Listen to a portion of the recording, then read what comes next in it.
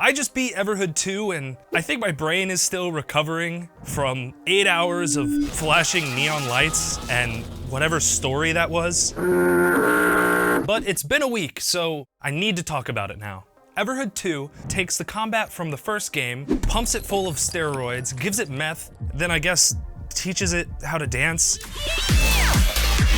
Basically, what I'm trying to say is the jump in quality from the first game to the second game, at least with the gameplay, was huge. I had some concerns about the general direction of the gameplay that I touched on in another video, so I won't repeat myself too much here, but I'm happy to say that I was proven wrong.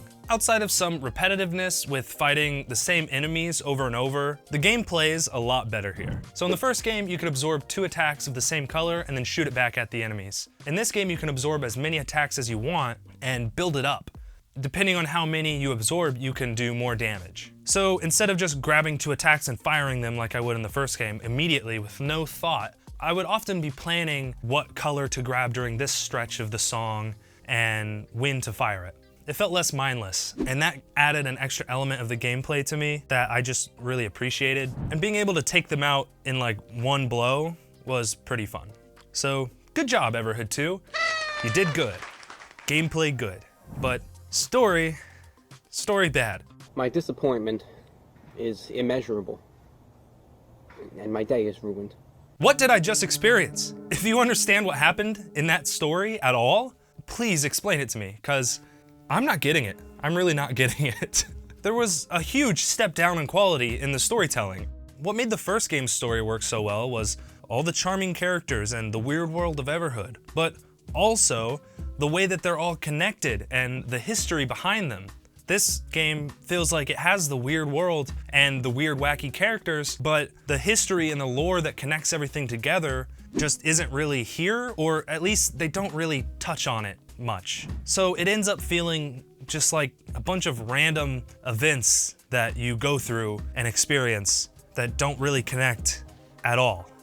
Learning the lore of the original game was fun, and as you uncovered the mysteries of Everhood, you also started to understand the message of the game. What is that message? Immortality is not a blessing, it's a curse. And Everhood's story felt like it had something it wanted to say. It didn't just explain why immortality sucks, it showed you. It gave you multiple different characters and examples of situations that emphasize the point that immortality is awful. On the other hand, I couldn't tell you a single theme from Everhood 2 if you put a gun to my head. I don't know why you would be doing that. I don't know why you would use that sort of violence in a conversation about a video game, but you get my point. If Everhood 1 is like sitting down to read a good book, then Everhood 2 is sitting down to read a good book, doing a line of coke, overdosing in a public restroom, then waking up the next day in a different state with your pants off. Both of which are a lot of fun. The games, not the metaphors. I hate reading. But yeah, overall, I really did enjoy the game thoroughly the whole time. I only disliked the story, I think, in comparison with Everhood 1 because I just never connected with it. It's too random to connect with. There are large set pieces that are really cool on their own, but don't really add a lot, and it just doesn't come together in a very interesting way in the end.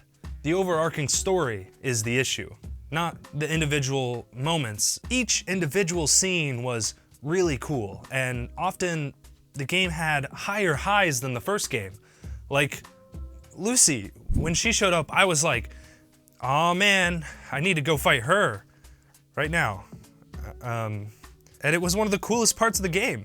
The fights in Everhood 2 are extremely memorable and just so badass this time around. The fights in the first game are memorable because of their story significance, but the fights in this game are memorable because of their raw coolness factor. And man, some of these fights are just freaking awesome.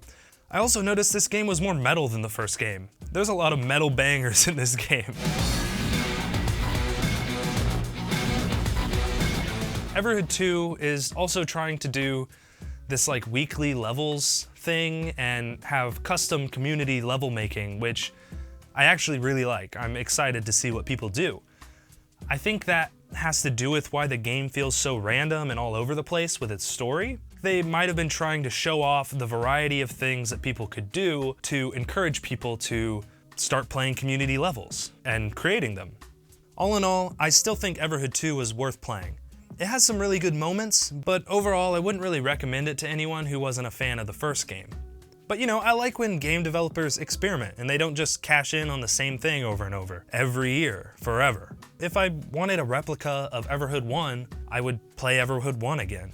So I'm happy that it's a different flavor of Everhood. It's just not for me. But yeah, I hope you liked the video. See ya!